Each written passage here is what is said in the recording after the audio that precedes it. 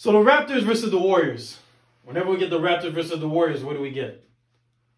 We get two teams that have great management. We get a team in the Warriors that is the defending champions, really good at roster building, have their dynasty.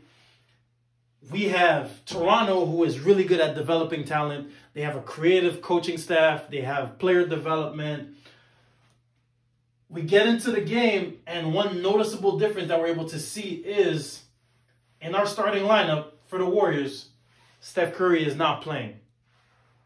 So if I'm Toronto, understanding that, I got to understand that they are going with Jordan Poole, DiVincenzo, and Klay Thompson. Why are these three dangerous? Jordan Poole, there isn't a shot that he doesn't feel like he can take. DiVincenzo is a great guard at getting to the paint, is really good at making decisions after he gets those paint touches, right? And what is the paint? Getting inside the key. Klay Thompson is a threat to score at all times, right? So just understanding those, the head of the snake, the guard play. The Warriors are going to come at me and really try to throw the first haymaker, okay? I'm going to focus on Jordan Poole because Jordan Poole ended up having a career night, 43 points. And also we have to understand, we have to expect that at 4-year, 140 million, he is going to be the guy when Steph Curry is not in uniform. Okay? So this is the first possession of the game for Jordan Poole. Okay? We're going to feel Fred VanVleet's going to miss a shot. We're going to rebound, and here's Jordan Poole. And you can notice the aggressiveness that he's going to the paint puts us in foul trouble. Okay? Now, if I'm the Raptors, I'm thinking, I got to know this. I got to know that he is coming because now he's going to the free throw line. He's putting pressure on my defense from the beginning. Okay? Here, he's going to make 2 free throws. And already, for somebody that makes shots, seeing the ball go through the rim is already a big thing. Okay? Here, deflection, steal, turnover. Whenever we don't make good decisions with the basketball, whenever we turn the ball over, what ends up happening is our defense now is in scramble mode. And you can see here, you have the $140 million guy in the middle of the floor. All he's got to do is be able to make a decision. Now he's putting pressure on your defense. He's putting pressure on your backline. He's getting downhill, right? No, there's nothing. We be patient, scrambling, rotate. We're scrambling. All that caused because of the turnover, and now you have Jordan Poole getting his first 3 of the game. Here's another one. Now we're going to put Scotty. They understand that I'm putting Scotty up here, so what Kevon Looney is going to do is going to set a high ball screen. Still not enough pressure on Jordan Poole because he's able to just walk into this shot and not feel like anybody is there. Okay? So anytime you have a player that is going to come at you aggressive, here's another steal. Anytime you have a player that is going to come at you with aggressiveness, you have to be willing to play up, right?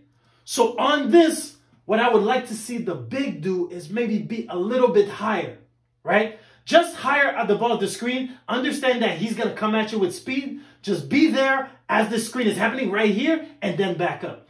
Because this is way too much room for a shot maker. Way too much room. So we're looking at this, right? Steal, deflection. DiVincenzo gets handed the passing lane. And now he's jogging up. Really going to use this high ball screen? We're really jogging into this now. Same thing. Right now, the rhythm is going. And in the first quarter, he already got 9 points. Okay. So now, what did the Raptors do differently?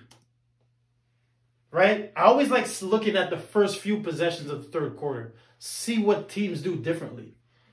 What we started doing is we started pressing up on the guard. Pressing up on Jordan Poole. Making him play the full length of the court instead of having him play only in the half court.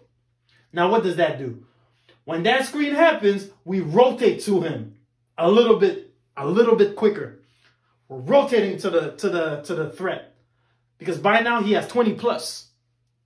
So now we force other players to have to make plays. Right?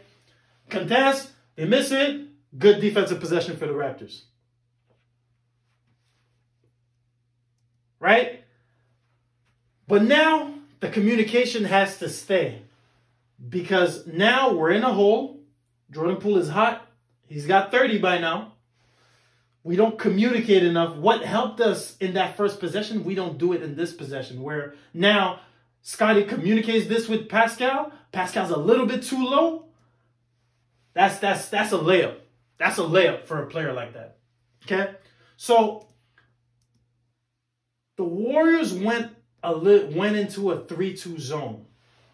And what I want to talk about in the 3 zones, we got to be able to play in the gaps. Okay? Anytime you get the defense to spread out and play in the gaps, you put yourself at an advantage in a zone. Okay? The way the Raptors are spaced out right now, right? And you'll let the ball rotate here.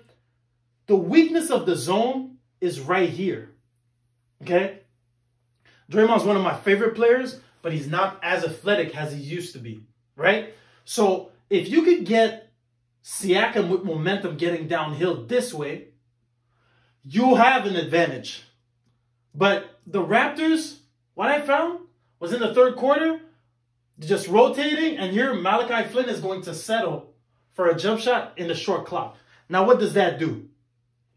Right? We're in a hole. We're down 16. We're trying to get back into the game. What does that do? Now we're back into that scramble mode. High ball screen. Same thing. Jordan Poole getting downhill, right?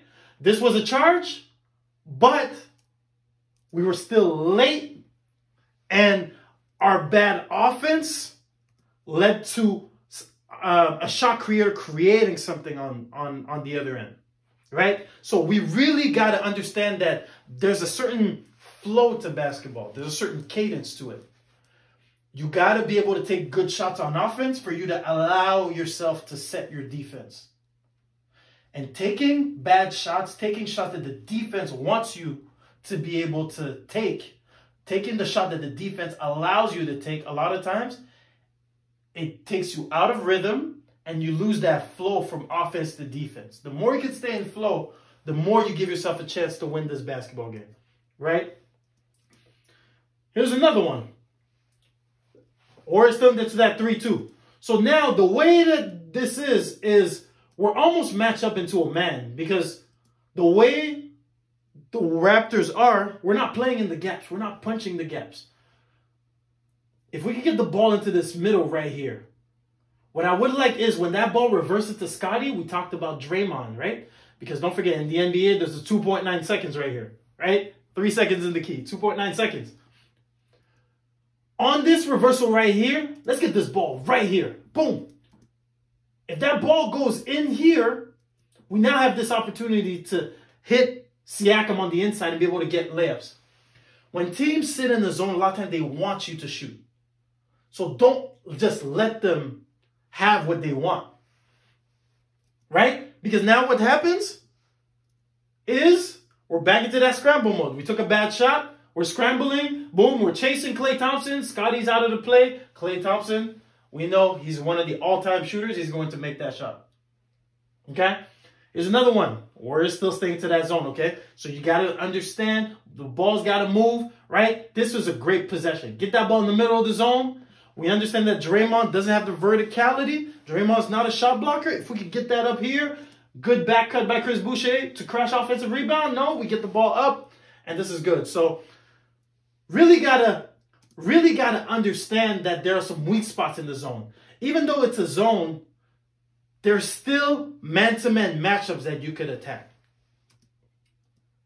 And now we're back to the lack of going back to what worked. We just got a shot right in the middle. And now we're going to settle for a 3, even though I understand Siakam is our guy. 16 seconds on the shot clock. We're going to miss. And now we just allow defense. And now we're scrambling. We can't really set up our defense. And then they're going to be able to make a shot. right? So there's a flow to basketball. There's a flow. You got to be able to take good shots on offense for you to set yourself on defense, right? And I think where the Raptors kind of dug themselves a hole was they kind of allowed Golden State to come in and attack them first, right? You got to be willing to attack them first. You got to, whoever throws the first punch is going to be the person that's most of the time going to be able to create that gap. So once your opponent gives you the first punch, you have to have a counter. And then there's a counter to the counter. So being able to come out stronger is something that I would like to see the Raptors do in the future.